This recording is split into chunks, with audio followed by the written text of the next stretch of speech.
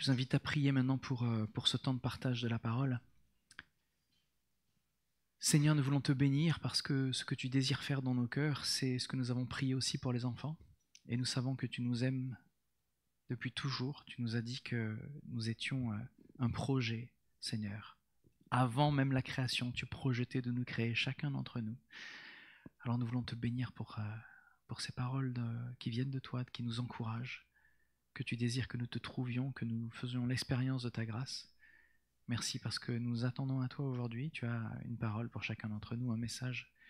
Et nous voulons te bénir pour cela. Que cela puisse porter le fruit en nous, de ta volonté. Amen. Amen. Alors pour ceux qui étaient avec nous les fois précédentes, vous savez que nous sommes dans une série de prédications sur la lettre de Pierre. Et au risque de nous répéter, je vais vous faire un petit résumé. Mais avant de rentrer dans Pierre, je voulais rebondir sur ce que Franklin vient de nous partager. Et je pense que vous ne m'en voudrez pas. Mais il est important, avant de démarrer parler de Pierre, de rappeler ce que c'est que l'Évangile, la bonne nouvelle. Beaucoup rentrent dans l'Église et n'ont peut-être jamais entendu parler du salut. Et beaucoup, et je le vois avec nos futurs baptisés, ils se posent la question et se disent, quand on leur dit « mais c'est quoi pour toi de vivre avec Dieu ? C'est quoi pour toi le baptême ?» Souvent j'ai des réponses étonnantes parce que chacun a son parcours, chacun a sa manière, sa perception de voir le Seigneur. Et des fois on peut se dire exactement ce que Franklin a dit, exactement ce que Guillaume a dit dès le début du culte, et on ne s'était pas coordonné d'ailleurs pour ça, pas du tout. Mais on peut penser que Dieu est parfait, il a fait des lois, et notre rôle c'est de suivre ces lois pour être aussi bon que possible, en essayant de marquer le plus de points. Il n'y a rien de plus dangereux pour un chrétien que de penser ça. Rien de plus dangereux que de penser que la loi va être la mesure de qui nous sommes en tant que personne. Parce que si on devait se comparer à la loi, les amis, moi j'aurais des problèmes tout le temps. Dès le lever du matin au coucher, je me retrouverais devant mon insuffisance à pouvoir répondre aux lois parfaites de Dieu, ne serait-ce que la première. Tu aimeras ton Dieu de toutes tes forces, de toutes tes pensées, de tout ton être. Il y a des moments où ce n'est pas le cas. Il y a des moments où pour chacun d'entre nous, on n'aime pas le Seigneur de toutes nos forces, toutes nos pensées, toute notre être, parce qu'on est en train là, on est en disant, je suis en train de galérer avec mon patron, je suis en train de galérer avec mes finances, je suis en train de galérer avec moi-même, avec mes doutes, avec mes peurs, avec mon passé, avec mon futur. Et on se trouve en train de se concentrer sur nous ou sur le problème au lieu de se tourner vers Dieu. On est tous pécheurs. Et ça fait partie de notre nature. Mais la bonne nouvelle, l'Évangile, c'est que nous ne sommes pas sauvés parce que nous faisons, nous sommes sauvés parce que nous croyons. Parce que ce que nous croyons va produire en nous le fruit que Dieu veut. Comprenez ? On ne met pas la charrue avant les bœufs.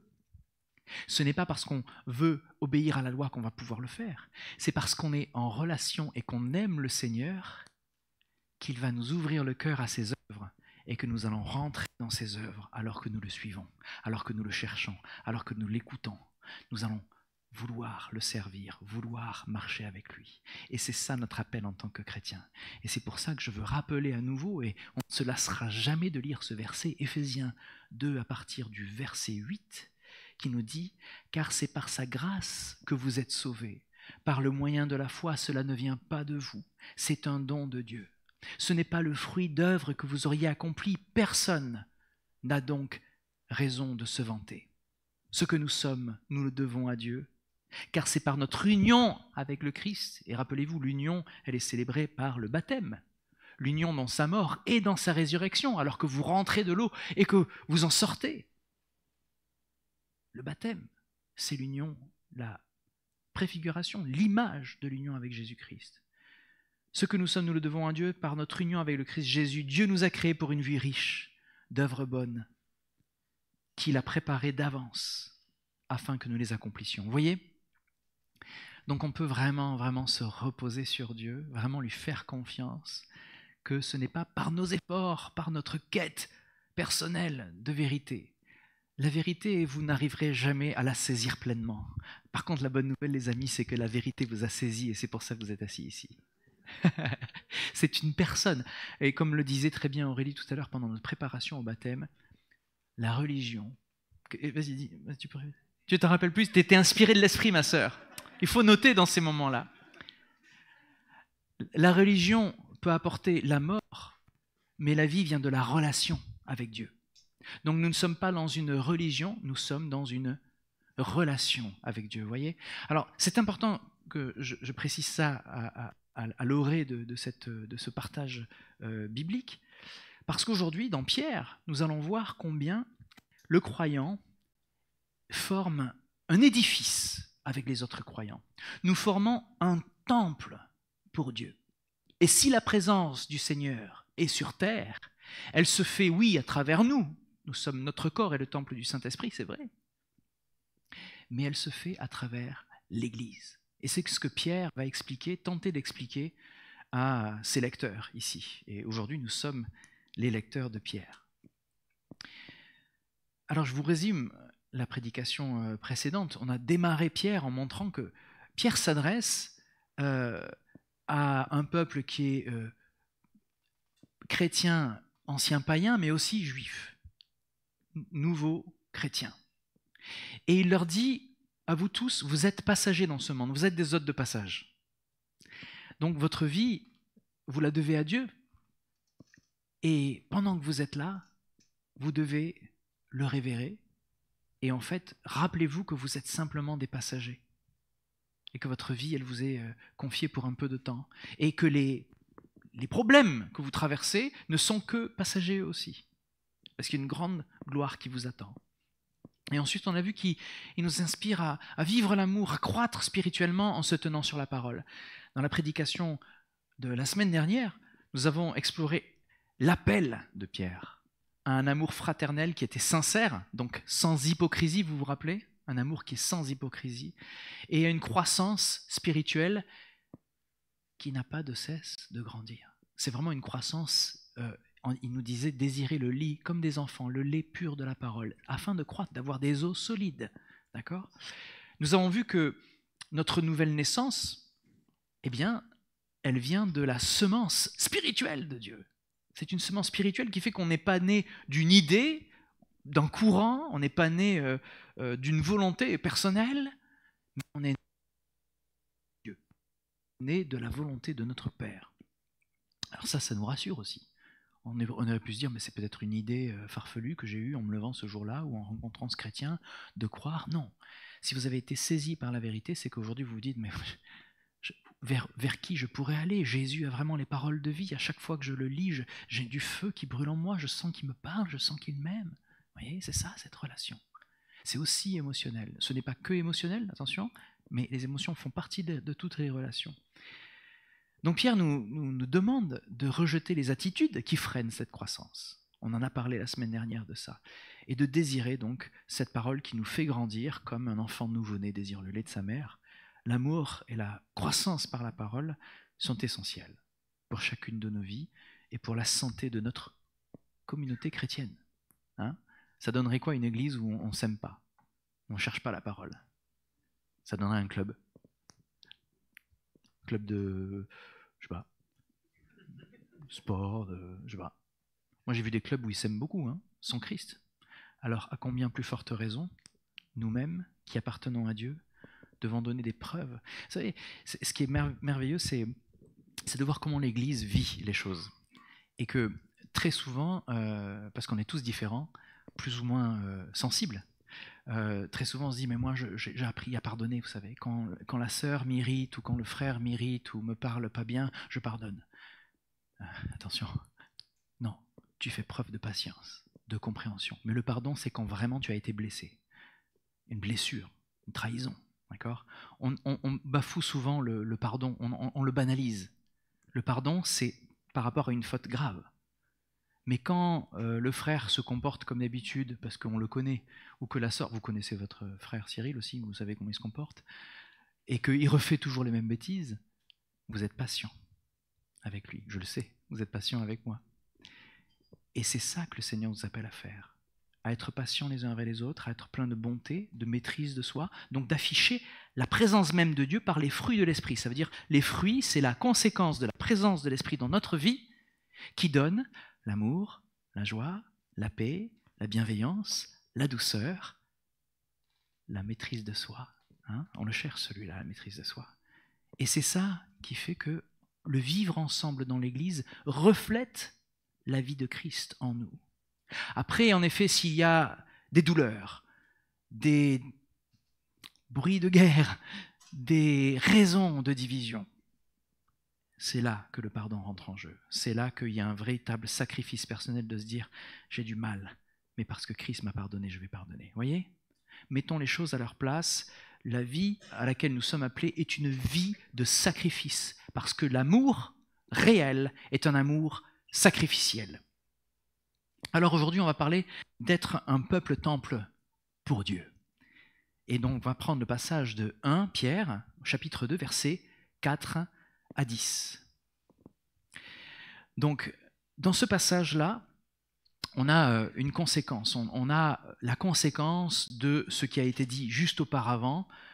Espérer, être saint, vivre en respectant, révérant Dieu, en ayant la crainte de Dieu, comme Thierry nous l'a apporté, en aimant, eh bien ça a une conséquence. Parce qu'au fur et à mesure que nous vivons cette espérance, cette sainteté, cette révérence de Dieu et cet amour, on va croître pour former un édifice bien plus beau que Notre-Dame de Paris, même après qu'elle a été refaite.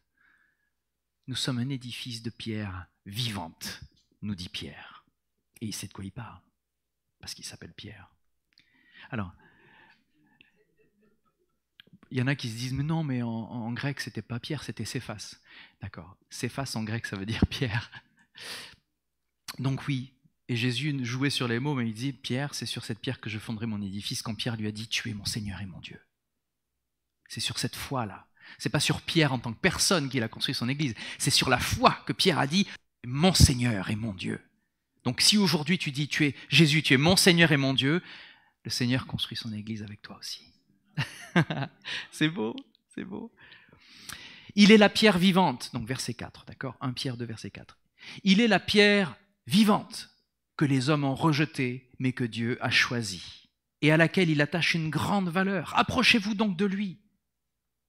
Et puisque vous êtes vous aussi des pierres vivantes, édifiez-vous pour former un temple spirituel et pour constituer un groupe de prêtres consacrés à Dieu, chargés de lui offrir des sacrifices spirituels qu'il pourra accepter favorablement par Jésus-Christ.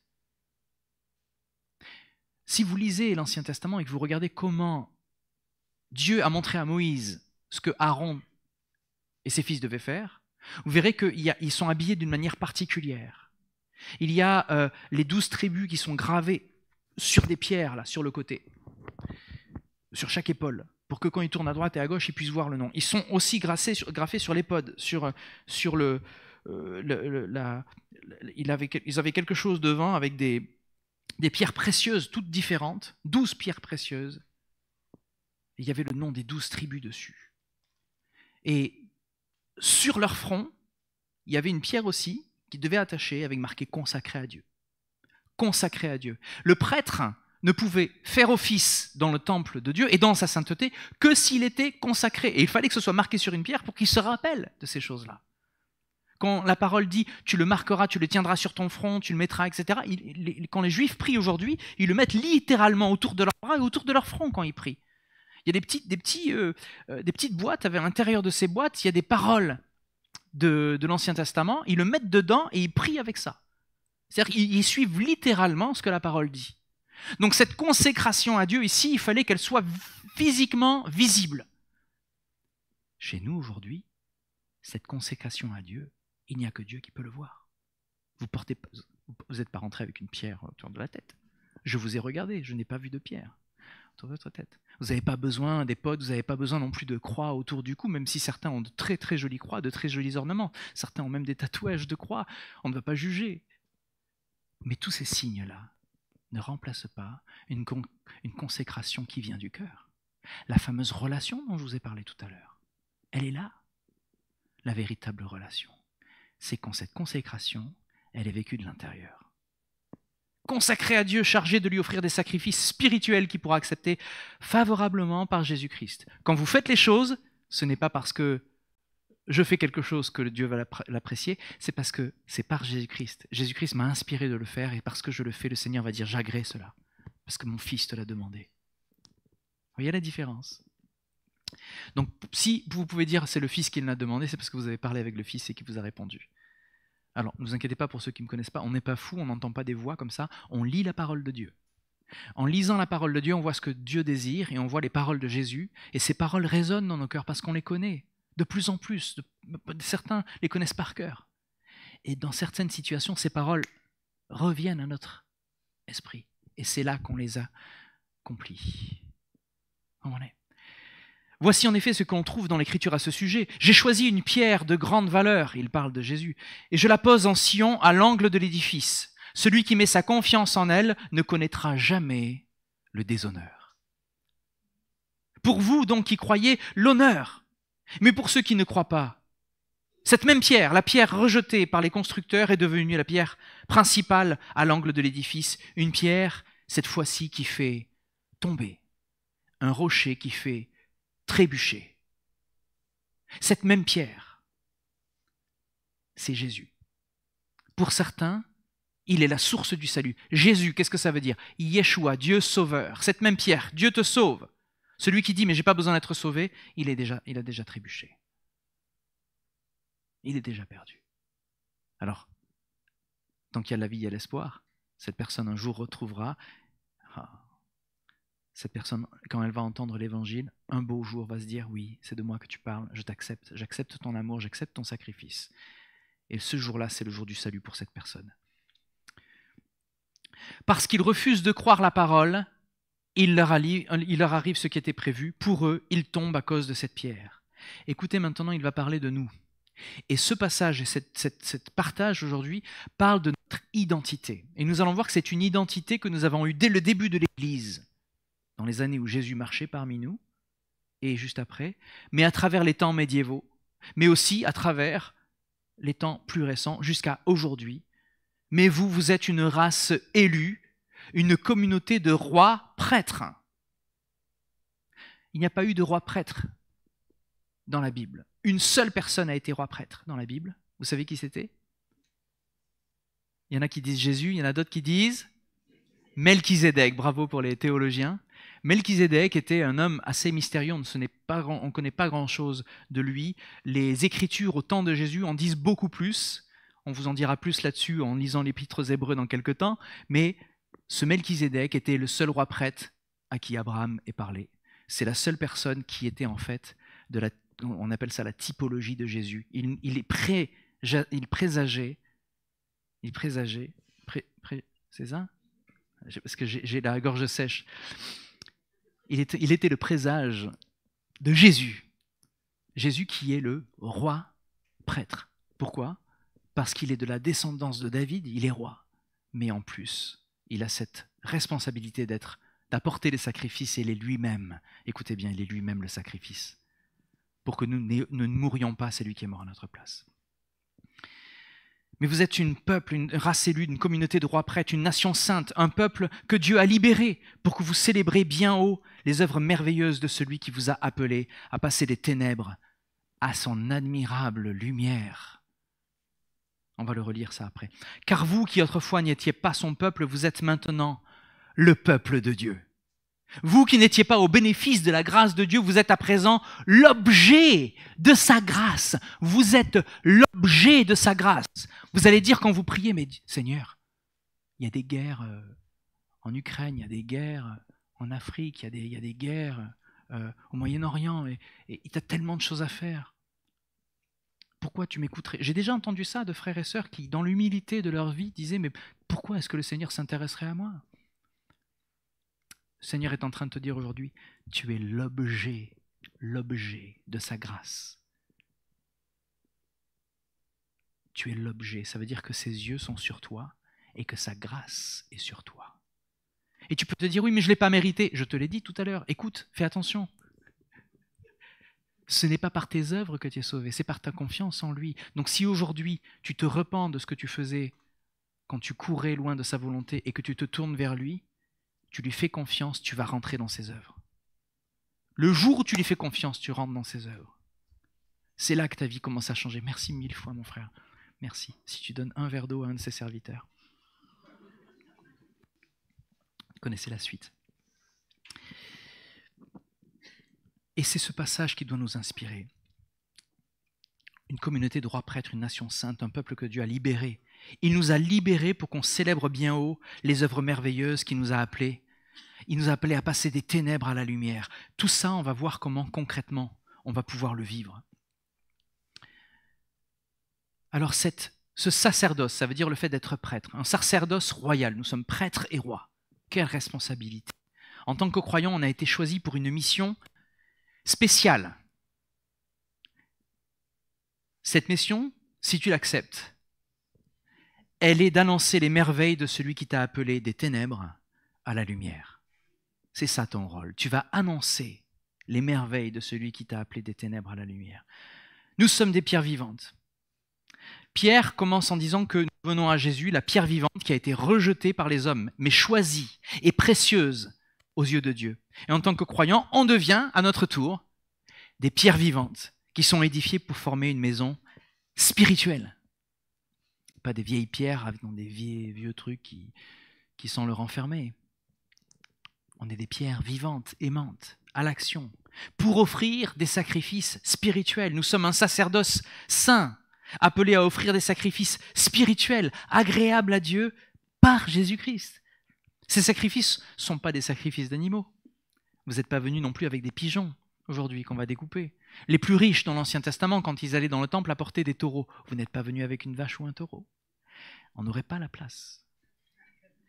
Mais vous êtes venus aujourd'hui avec des actes d'adoration, de prière, de service, des actes d'obéissance, parce que je vois que vous luttez avec le sommeil, mais vous êtes là. Et je tiens à dire que je préfère que vous vous endormiez ici que dans votre lit à la maison, parce que quand vous êtes ici, vous êtes aussi bénis quand même, parce que vous êtes avec nous. Je vous le dis, je ne vous en veux pas. Le dimanche après-midi, c'est dur, surtout quand tu manges des pâtes à la carbonara à midi. Tu te flingues ton après-midi. Non, sérieusement. Mange léger, jeûne des fois le dimanche, pour rester réveillé pendant que je te parle. Je dis ça pour vous réveiller justement, vous comprendrez que... Alors comment est-ce qu'on va contribuer à être cet édifice spirituel que Dieu construit? Comment est-ce qu'on peut faire ça? Est-ce que vous êtes une pierre active, engagée dans la communauté et dans l'adoration de Dieu? Vous savez, c'est bien de venir participer, aider à placer les chaises, aider à organiser les choses, donner à manger aux sans-abri. Vous le faites beaucoup, on va en parler après cette prédication d'ailleurs. Vous faites énormément de choses. Mais est-ce qu'on réfléchit à la manière dont on adore Dieu? Comment est-ce qu'on vit notre louange? Est-ce que pendant qu'il y a des chants, on y est tellement habitué qu'on se dit « Tiens, quelle heure est-il? Quand est-ce qu'on va... Sur quoi on va réfléchir aujourd'hui? Est-ce que j'ai fermé le gaz à la maison? Est-ce que ce soir, je vais pouvoir dormir un peu plus tard parce que demain, c'est férié ?» Il nous arrive plein de choses dans la tête. Alors que dans ce moment-là, tu as le privilège de ne pas être à la maison en train d'écouter des musiques de louange. Tu as le privilège d'être entouré de croyants qui, comme toi, ont mis leur vie en jeu pour croire en Jésus. Ils ont choisi d'être là pour entendre nos musiciens qui se sont préparés 1 heure avant le culte et bien avant cela dans des temps de prière pour nous offrir un temps de louange collectif. Pendant ces temps de louange, je t'invite vraiment à considérer l'importance de t'abandonner dans cette louange, de prendre conscience que tu es béni d'être en France aujourd'hui parce que tu peux librement fermer les yeux, ouvrir les bras ou les laisser comme ça ou comme ça si tu veux. Tu as le choix, personne ne va te juger et dans ce moment-là, tu sais que la présence du Seigneur est là et tu es entouré de personnes qui partagent ta foi. Et tu peux le faire librement. Vous savez, dans les églises qui sont persécutées, quand on les voit louer le Seigneur ensemble, cachés dans des caves, cachés dans des endroits où ils ne seront pas trouvés, si vous voyez la dévotion de ces gens. On est allé dans une église de lépreux quand on était en Inde, et tout le monde levait et louait le Seigneur. Il y avait une énergie extraordinaire, et certains n'avaient plus de mains. Vous comprenez, la lèpre est une maladie qui vient ronger la chair, qui vient enlever des morceaux de corps. Et certaines personnes levaient des bras avec tout ce qui leur restait, ils le levaient vers le Seigneur. Et là, dans ces moments-là, tu te dis, mais Seigneur, qu'est-ce que tu es puissant. Tu te révèles aux plus petits, aux plus démunis, à ceux qui vraiment, vraiment cherchent ta face. Et nous, on a des mains, on a des bras, puis souvent, ils restent ballants, alors que des fois, simplement d'ouvrir les bras, c'est un geste d'abandon, un geste de dire, je me moque, si on me regarde de lever les bras, je me moque de ce qu'on va dire de moi parce que j'ai envie de m'abandonner. Alors, surtout, ne prenez pas mal, ce n'est pas un jugement sur ceux qui ne lèvent pas les bras. Je ne vous ferai jamais ça, merci Pascal, tu lèves les bras. Mais ce n'est pas un jugement sur notre manière de louer, je suis en train juste de questionner quelle est la valeur que vous apportez au temps de louange quand on est ensemble. Je vous laisserai avec cette question, juste cette question. Donc comment est-ce qu'on contribue à être un édifice spirituel? Est-ce qu'on est une pierre qui est engagée, active? Et est-ce qu'on réfléchit à la manière dont on peut offrir justement ces sacrifices spirituels dans notre vie quotidienne? Et donc en point numéro 2, nous allons voir que c'est un honneur de croire en Christ, parce que c'est lui, la pierre d'angle. Cette même pierre qui fait tomber certaines personnes est la pierre angulaire. Pourquoi est-ce qu'on a besoin d'une pierre angulaire? À quoi ça sert une pierre angulaire? Est-ce qu'il y en a qui ont fait de l'architecture? Je sais qu'on a des gens qui construisent des fondations ici. À quoi sert une pierre angulaire? Est-ce que vous savez? Les jeunes, une pierre angulaire, à quoi ça sert? Non, tu ne sais pas, tu ne pourras pas nous dire. Est-ce que tu pourrais me dire ce que c'est qu'une pierre angulaire? À quoi elle sert la pierre angulaire dans un édifice? Une fondation, déjà, c'est une fondation exactement. À quoi d'autre ça peut servir? Ouh, ça c'est intéressant, Gaël, ce que tu viens de dire. En effet, ce qui va se passer, c'est que pour que deux murs puissent tenir ensemble, il faut voir que Pierre s'adresse à des personnes qui étaient juives et à des ex-goy, c'est-à-dire des anciens non-juifs. Et tous sont chrétiens maintenant. Donc l'édifice qui doit être construit a réuni ceux qui n'étaient pas le peuple de Dieu hébreu et ceux qui étaient païens. Ceux qui étaient païens n'étaient pas le peuple de Dieu, et les Hébreux, les Juifs, ont été réunis. Je viens de me rattraper là. Et à quoi sert la pierre d'angle? Sans une pierre d'angle, les deux murs ne tiennent pas. L'architecture de Dieu. Il a fait en sorte que Jésus vienne rassembler les deux peuples, ce qui semblait impossible aux Juifs, parce que les autres nations n'étaient pas saintes, n'étaient pas appelées, et c'était pourtant une réponse, parce que si vous lisez l'Ancien Testament, il y a marqué que toutes les nations viendront à Jésus-Christ. Hein, dès que je crie, ça coupe, c'est bien. Toutes les nations viendront à Jésus-Christ, et ce Jésus-Christ, c'est la pierre angulaire, c'est lui. Et donc il cite, Pierre, les Écritures, il cite Ésaïe 28, 16, pour affirmer que Jésus, c'est la pierre choisie par Dieu, que celui qui croit en lui ne sera jamais déçu. Pour les croyants, Jésus est une source d'honneur, de fondation solide. Mais pour les incroyants, il devient quoi? Une pierre d'achoppement qui fait tomber. Si vous avez chaud, on peut ouvrir les fenêtres. Je vois qu'il y en a qui s'éventent. Écoutez ce qu'il dit, ils trébuchent parce qu'ils n'obéissent pas à la parole. Ceux qui rejettent Jésus sont destinés à trébucher, car ils ne reconnaissent pas cette vérité que je vous ai annoncée tout à l'heure, la vérité de l'Évangile. Et je parle de croyants, de personnes qui disent « oui, je crois, je fais tout comme il faut ». Mais si tu as accepté Jésus, tu sais que ce n'est pas ce que tu vas faire qui va faire la différence, c'est ce que tu vas croire. Et ce que tu vas croire va t'amener à faire. En tant que croyant, on a reçu un honneur qui est incroyable. Ça passe? En tant que croyant, on a reçu un honneur qui est incroyable. C'est pour ça qu'il faut être croyant. Parce que c'est difficile à croire que Dieu a tant aimé le monde qu'il est venu lui-même donner sa propre vie. Est-ce que vous connaissez une autre religion où le Dieu s'est sacrifié pour tous les croyants? Il n'y en a pas. Seul Jésus-Christ s'est sacrifié. Dieu lui-même qui s'est fait chair. L'honneur incroyable que nous avons reçu, c'est celui de bâtir notre vie sur Jésus-Christ, la pierre d'angle. Celui qui croit en lui ne sera jamais déçu. Mais nous aussi, tu peux laisser ouvert ma sœur? Tu peux laisser ouvert la porte, s'il te plaît? Laisse-la ouverte, s'il te plaît. Merci. On va avoir besoin de la porte ouverte. Nous aussi, on doit reconnaître que pour ceux qui ne croient pas, Christ reste une pierre d'achoppement. Et cela nous rappelle l'importance de partager cette bonne nouvelle. Je vous l'ai dit tout à l'heure, notre appel, c'est de partager cette bonne nouvelle avec ceux qui ne connaissent pas encore Jésus. Alors sur quoi est-ce que vous bâtissez votre vie? Quelle est la fondation de votre vie? Est-ce que votre foi repose solidement sur Christ, la pierre angulaire, ou sur ce que vous faites? Sur juste votre théologie? Ou sur une relation avec cette pierre angulaire? Alors c'est le moment aujourd'hui de réaliser qu'on doit s'engager à faire avec lui le fondement de toutes nos décisions et de notre adoration. C'est là que j'ai creusé un petit peu dans l'histoire. Et j'ai regardé comment l'histoire nous apprend la manière dont les chrétiens ont révolutionné en tant que temple, en tant que personne, la vie de la société. J'ai regardé dans les premiers siècles, à l'époque de Jésus, comment, quand les enfants étaient, comme on dit, exposés, que les gens ne voulaient pas d'enfants, ils les laissaient dans la rue, prêts à mourir. C'est les chrétiens qui venaient les adopter et les prendre avec eux. Pendant les moments où il y avait des périodes de Covid, je ne sais pas comment dire ça pour qu'on comprenne, mais c'était des périodes où il y avait des plaies, des fléaux qui venaient s'abattre sur des villes entières. Les gens partaient. C'était la peste. Il y avait le choléra, tout ça. Les gens partaient parce qu'ils avaient peur d'être contaminés. Que faisaient les chrétiens? Ils restaient. Au risque de leur vie, ils prenaient soin des malades. Et ça, c'était quelque chose. Et j'ai remarqué, alors on peut se dire qu'au Moyen-Âge, il y avait beaucoup de, on appelle ça en anglais « dark ages ». C'est la période sombre, où on ne comprenait pas les choses, on ne voyait pas. Mais au Moyen-Âge, on a des témoignages de chrétiens qui faisaient des choses extraordinaires.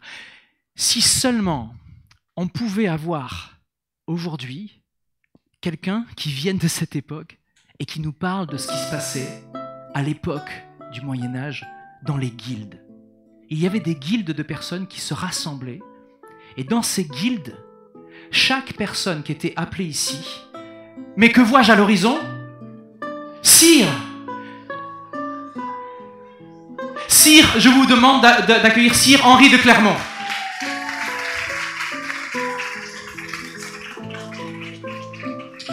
Mais Sire, merci d'être parmi nous, vous avez traversé le temps pour venir nous voir. Hélas. Vous n'avez pas... Alors, je vous en prie, mettez-vous devant ce petit objet qui est un micro. Alors, vous avez traversé les années et vous venez de quelle période exactement? 1380. 1380. Je sais que le temps des cathédrales est un petit peu plus loin. Le temps des cathédrales s'arrête en 1500 quelque chose. Très bien. Et alors, dites-moi, le règne du roi Charles VI. Très bien, merci.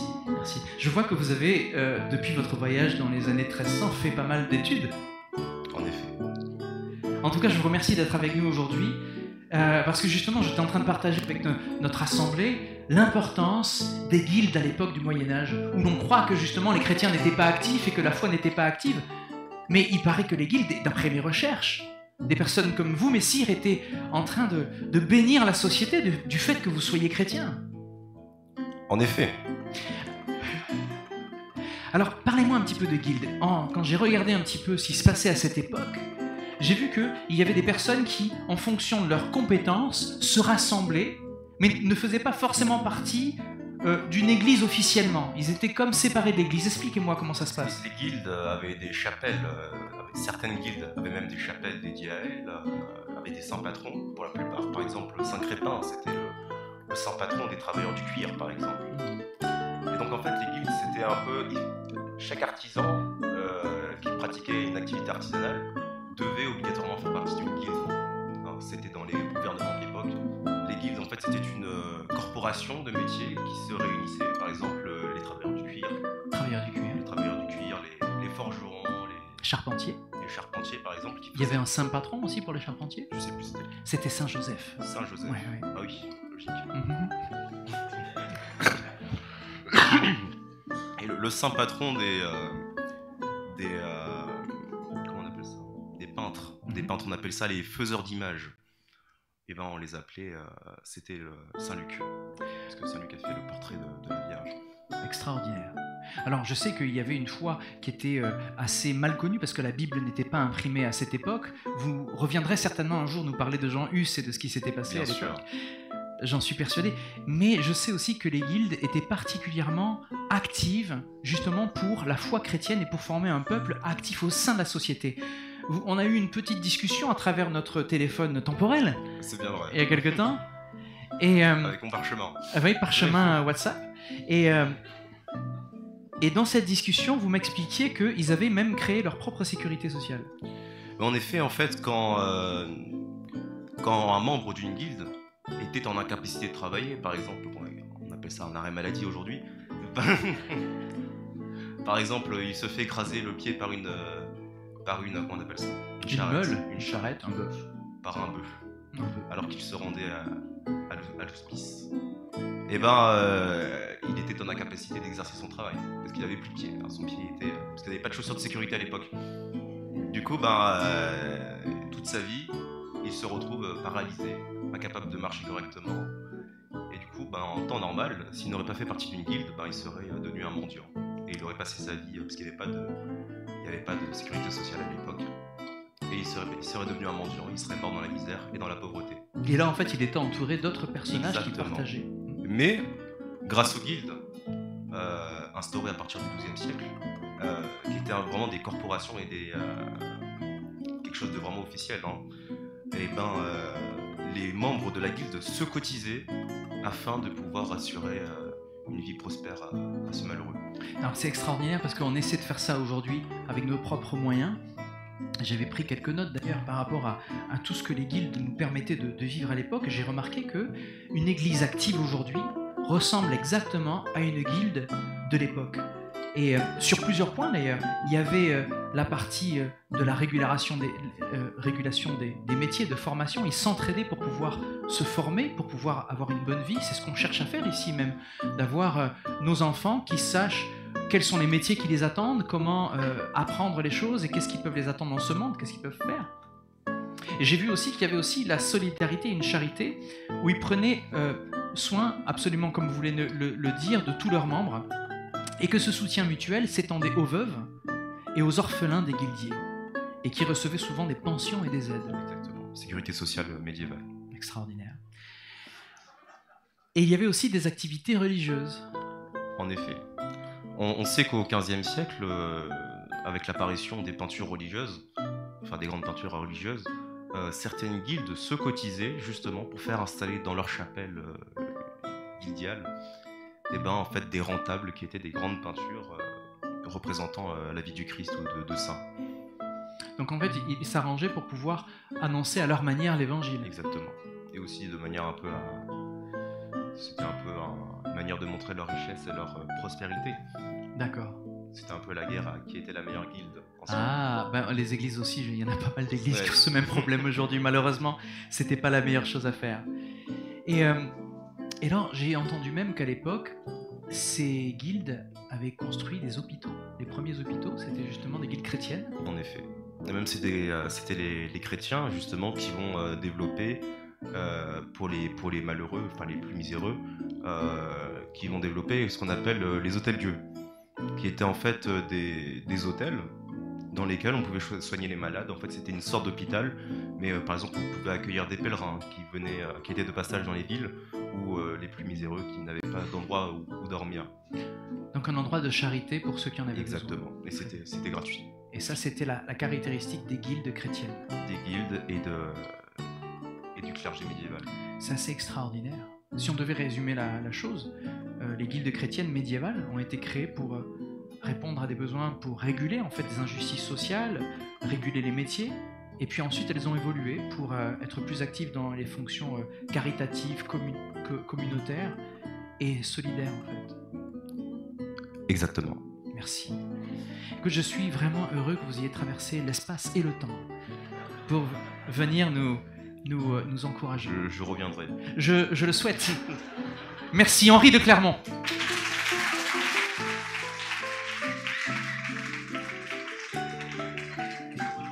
Au revoir, messire. Merci encore. Merci. Merci à Henri. Henri de Clermont. Alors, je vous mettrai le lien vers son TikTok et son Instagram. On va refaire un moment comme ça avec Henri de Clermont, parce qu'il y a des choses à apprendre justement et on a parlé des guerres hussites. Avant même la Réforme, avant même Martin Luther, il y a eu des chrétiens qui ont souffert parce qu'ils lisaient la Bible et ils partageaient la Bible, et c'était ceux qui suivaient Jean Hus. Ça a donné lieu à des guerres, on en reparlera.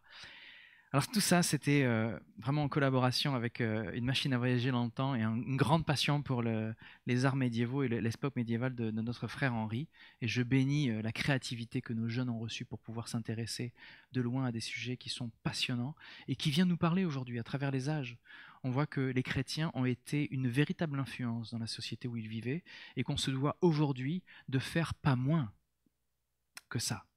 Donc pour terminer cette exhortation, je terminerai sur ce que Pierre dit dans les versets 9 à 10, que nous sommes un peuple choisi pour glorifier Dieu.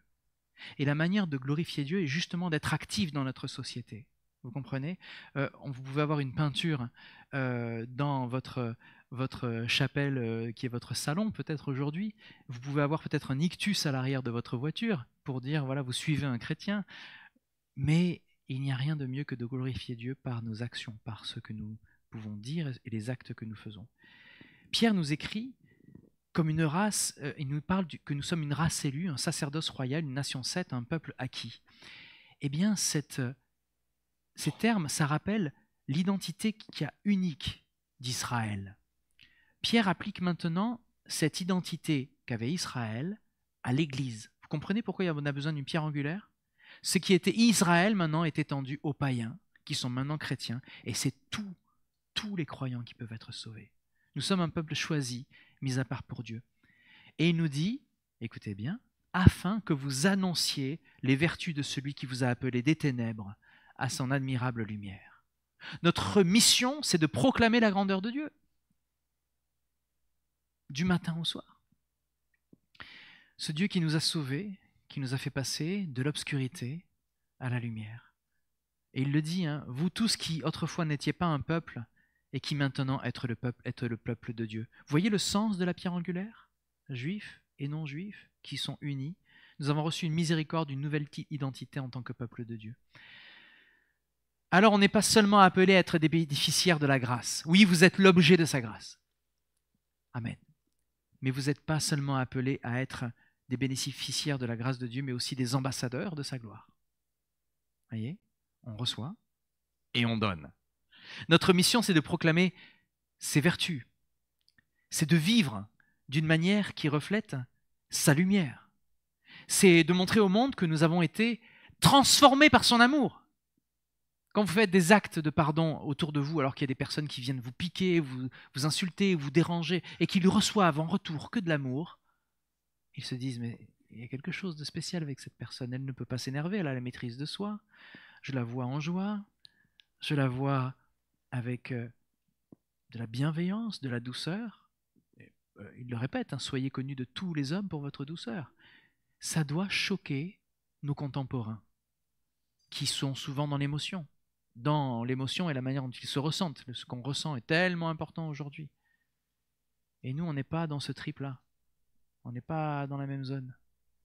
On est dans un... je dirais, c'est pas un trip, c'est plus que ça. On est dans une relation avec le Dieu vivant. Celui qui nous a créés de toute éternité. Et quand on regarde une autre créature de Dieu, un homme, une femme, avant même qu'on puisse les appeler frères et sœurs, on est frères et sœurs dans la création, mais on n'est pas encore frères et sœurs en Christ. Quand on les regarde, c'est ce regard que Dieu avait sur nous avant qu'on soit sauvés qu'on doit avoir sur eux. Cette personne est aimée de Dieu, elle est choyée. Elle n'est peut-être pas là où elle devrait être. Peut-être qu'elle va dans le mur. Est-ce que je peux l'aider ? Est-ce que je peux prier pour elle ? Est-ce que je peux l'accompagner ? Est-ce que je peux l'inviter à mon groupe de maison ? Est-ce que je peux l'inviter au prochain culte qu'on va faire ensemble pour qu'elle entende parler de l'amour de Dieu ? Vivre d'une manière qui reflète sa lumière, de montrer au monde qu'on a été transformé par son amour. Alors comment est-ce que vous allez vivre votre identité en tant que membre de cette guilde, membre du peuple de Dieu ? Est-ce que vous proclamez les vertus de Dieu dans votre vie quotidienne ? Si oui, comment est-ce que vous le faites ? Sinon, comment est-ce que vous allez le faire ?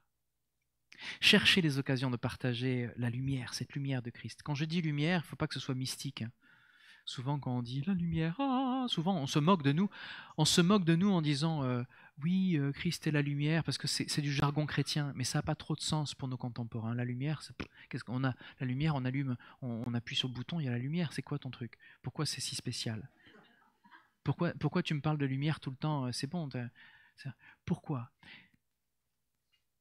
Cette vérité que Christ est la lumière, Jean nous en parle dès le début, il dit « Il est la lumière qui en venant dans le monde éclaire tout homme ». Ce n'est pas une lumière visible, c'est une lumière spirituelle qui montre la misère du cœur et qui vient aussi éclairer les endroits les plus délicats pour qu'ils puissent être remplis de la présence de Dieu. Donc cette lumière, elle est nécessaire. Et quand on montre de l'amour là où il y a de la haine, ils vont se dire « Mais il y a un gros trou dans mon cœur. Il est où chez moi cet amour? Il est où chez moi cette patience? Elle est où chez moi cette maîtrise de soi, cette douceur, cette bienveillance? Elle est où chez moi? Pourquoi je ne l'ai pas ?» Et Pascal te répond « Tu as un vide dans le cœur en forme de Dieu. Et tu ne peux pas le remplir par toutes tes thérapies ou par tout ton développement personnel. Tu vas le remplir par la parole et la prière, parce que c'est là que le Seigneur va te parler et remplir lui-même ton cœur par sa présence. »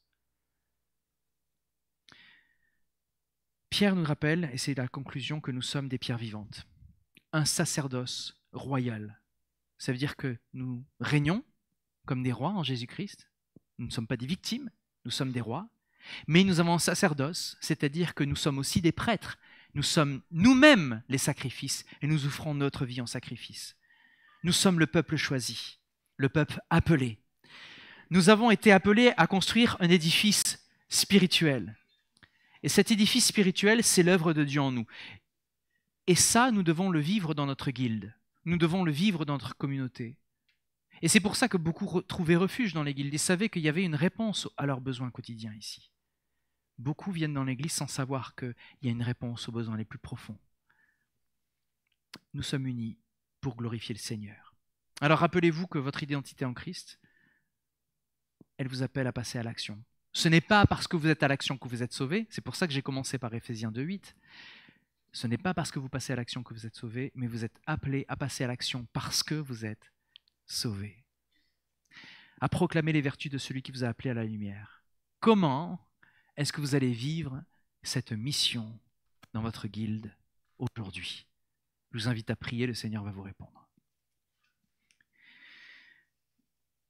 Seigneur, tous les jours que tu fais, on ne reconnaît pas toujours que tu en es l'auteur. Des fois, on se plaint avant d'avoir posé le premier pied par terre. Mais merci Seigneur, parce que par ta présence, par ta parole, par la prière, nous nous rappelons chaque matin combien tes grâces se renouvellent, combien elles sont grandes, et combien tu nous appelles à faire des choses qui vont dépasser notre imagination, combien tu vas nous appeler à venir toucher notre société, aider les plus démunis, travailler ensemble pour pouvoir être le reflet de ta présence, être ton temple vivant sur terre. Nous voulons te bénir pour ce que tu nous as permis de réaliser aujourd'hui, te demandons de nous montrer des pistes, de nous montrer comment est-ce qu'on peut te servir pour montrer au monde que tu es la lumière qui est venue dans le monde et qui éclaire tout homme, et que même si beaucoup t'ont rejeté, Seigneur, nous t'avons accepté et tu nous as donné la puissance de devenir tes enfants. Nous voulons te bénir pour ce que tu fais aujourd'hui, Seigneur. Merci pour ta grâce dans notre vie, au nom de Jésus. Amen. Amen. On sort des sentiers battus aujourd'hui, vous l'avez vu, on voyage dans le temps. Je vais vous demander aussi maintenant d'écouter notre sœur, Sophia, qui va venir nous parler justement des...